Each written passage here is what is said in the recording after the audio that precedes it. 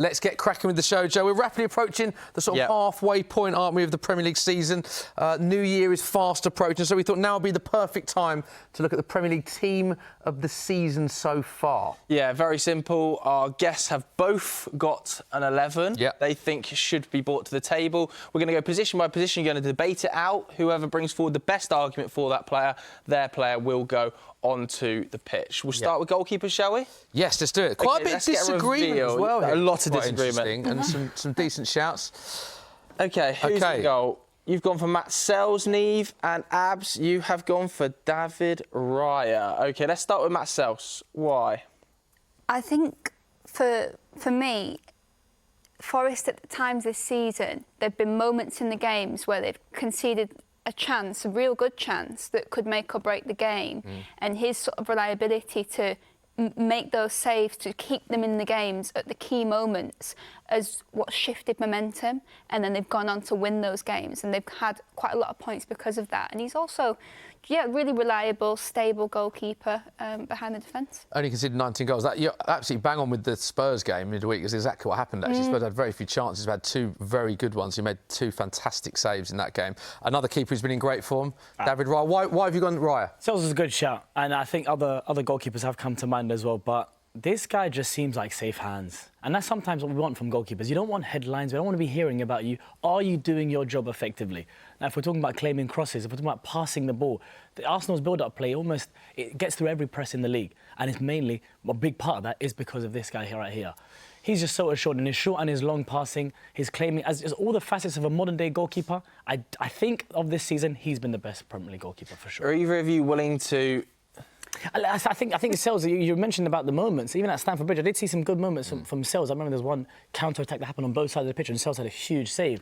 But I just think this guy's been just so reliable for us. I think the defence would say the sort of thing for Sells is maybe that he's exceeding what we maybe even thought of him from the start of the season. But I'm happy to put Raya in because I think he probably is the best keeper in the league right now. OK, let's get David Raya. Let's get David Raya in, and we'll go from... Oh, we're building it that way out. No, let's build it this way out. Pass that to Nieve. I can't be building it reverse way.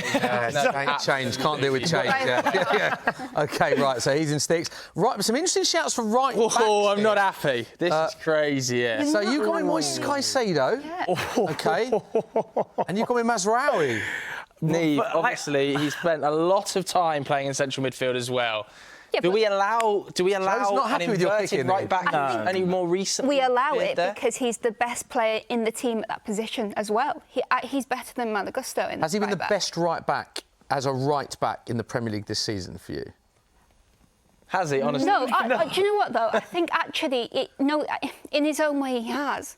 Because what it's done is it's such an important role at Chelsea, that inverted right-back, because it facilitates being able to play when he's fit, Lavia and Enzo. And it sets up the whole team. And I think in his absence from that position, and we see Malo Gusto trying that, we see just how hard it is. So it's a hard role, and he smashes it. Plus, I just really wanted to fit him in. Because you've got one... Caicedo as well, haven't you? Caicedo has to be in the team. But yours is in midfield. I think Caicedo's in the argument for one of the best midfielders in the league. I don't think we can actually rationally put him at right back. I don't think that makes any sense. Again, I've got a bit of a shot. And listen, I understand... Is this the bias creeping out from Mazraoui? I think that's what people are saying. Oh, he's a United fan. He's tried to fit a United player in. Obviously, Ola Aina comes to mind as well. He's been having a really good season. I was going to say, I cannot believe Ola Aina's not been suggested by either of you. Yeah, I initially had him in my team, but... And this sounds ridiculous, but Nottingham Forest are a better team than Manchester United. What Mazraoui is doing with the players around him and how he looks constantly above and beyond everyone that's around him on the football pitch, I just think, even especially in this argument right now between the two candidates we have, he's the right back, guys. I think it's an easy choice to make. No, if you'd have come at me and yours was Ola Aina, I'd have given it up and said, let's put him on there instead. But I'd rather put him than Mazraoui. I think Mazraoui's been brilliant, don't get me wrong, but he stands out in a team that's underperformed. What about Trent? Yeah, I mean, some of I'm not sure what more could Trent have done this season. The defensive unit they're part of now, his defensive ability seems to have gone to a new level under Arne Slot. They don't concede goals. He's still as dangerous as ever. Think of the ball in against Tottenham, absolutely ridiculous. What more could Trent have done to get in this team? I think Trent's... Maybe be a United player. Really good. That was good. But, listen, Trent could definitely be in with a shout. And again, Trent, Ola Aina, I think they're fair shouts, and I wouldn't have an issue with that. I just think if we're talking about this debate currently right now, we've got a right-back and then we've got one of the best midfielders in the league. The choice is yours. I think, given that Caicedo is going to appear in the team, I don't think we can have him in 2 roles. No. So we know that he's going to be in the midfield somewhere. The Man United boys have spoken. I have to say, I would have had Olaina as well. Big shout out to Olaina. I'd have definitely had Get the magnet. Get the magnet. It's their highest one-on-one tackle success rate in the Premier League this season, Olaina, so we need to shout him out. Huge. Right, let's go centre-backs. Let's do the centre-backs as a pairing, because I think that you've got the same players, Virgil van Dijk and Gabriel. Let's have a chat about some of the players that were close to this, or there are no others that were close for you, Nieve?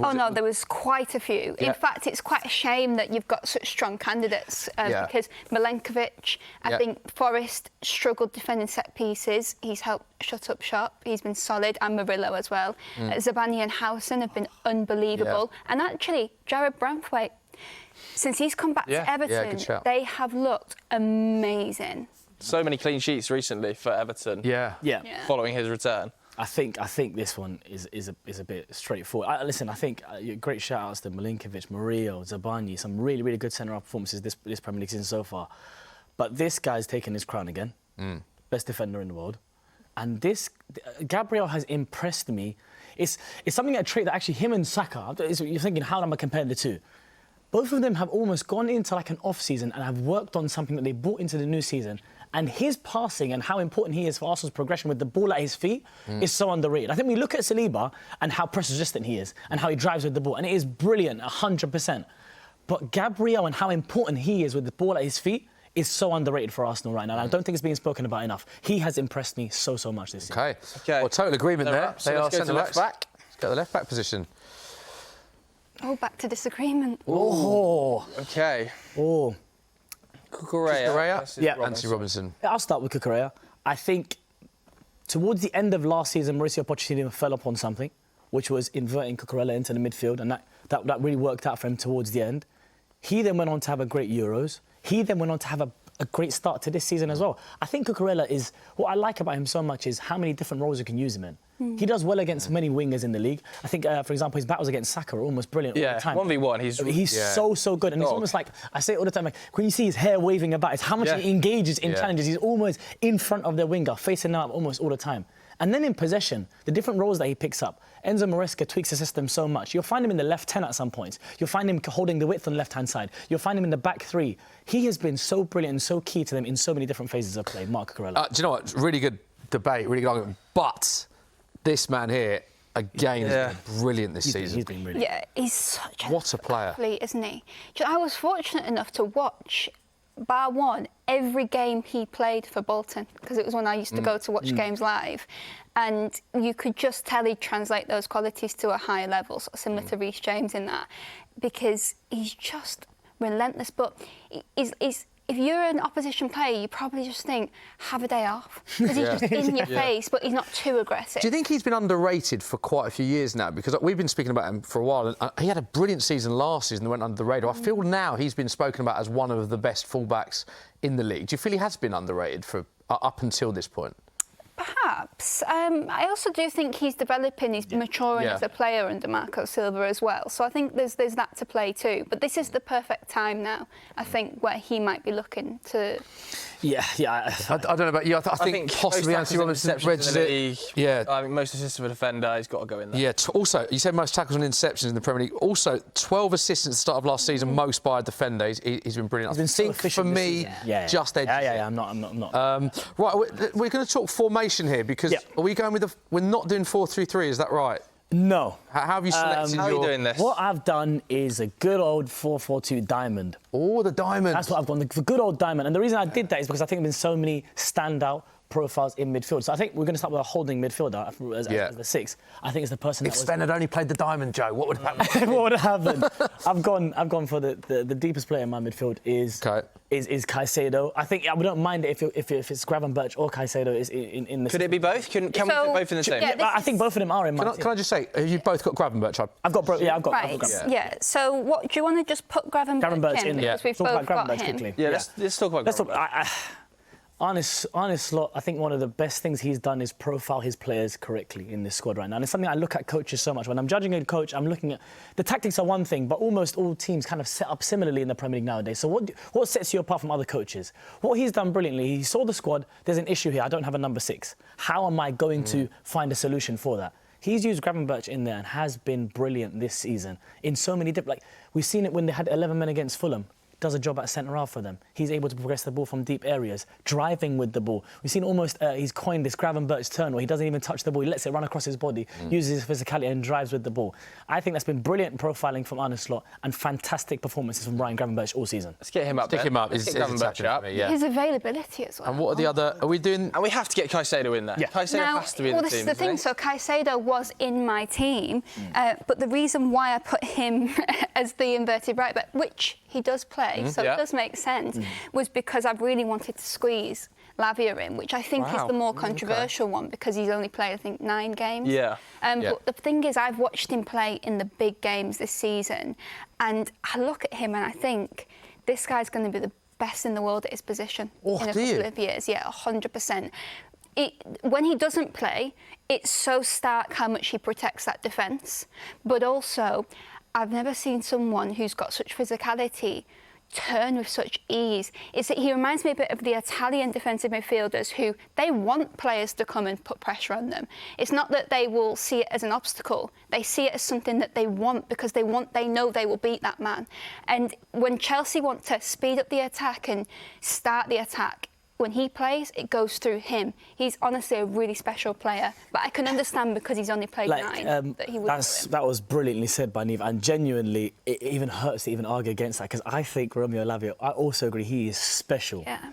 But if we're talking about the best, the question is the best right now. That's what we were asked. Who's the best team so far in the league? Caicedo. Well, you both got Caicedo, so let's put Caicedo on. And let's look at your other 2 players. And we'll see what agreement... Potentially going on? Yeah, we could do a box. We could do a bit of a box. Little box. So you've got... My next 2 midfielders together. I've gone... 2 great shouts. Dejan Kulusevski and Cole Palmer. Both been immense. Just to start on Kulusevski. We both got Cole Palmer in there. But I'll start on Kulusevski. Yeah. I think he's even got an argument, an outside shout, to be one of the best performing players in the Premier League. I think he's been a revelation for Tottenham Hotspur. We obviously thought, and there was periods during the season when it's like, this is James Maddison's midfield. And rightly so, because James Maddison is an insanely talented player. But this, and again, it speaks about profiling of a coach. What can I do? Like last season, Ange did very well with making Son at number 9. What he's done from taking Kulusevski out wide to the midfield has been sensational. And he's been so fun to watch. His passes in behind, his driving with the ball. His effort off the ball is really underrated as well. He works so hard off the ball as well. Kulusevski's been fantastic this season. No Kulusevski for you, but you did have him... was it a late change? A late change, and I think it was just because... And I don't really think it's Kulusevski's fault. It's just in certain games, I think, with Spurs, because I wonder if the players around him are sometimes on his wavelength.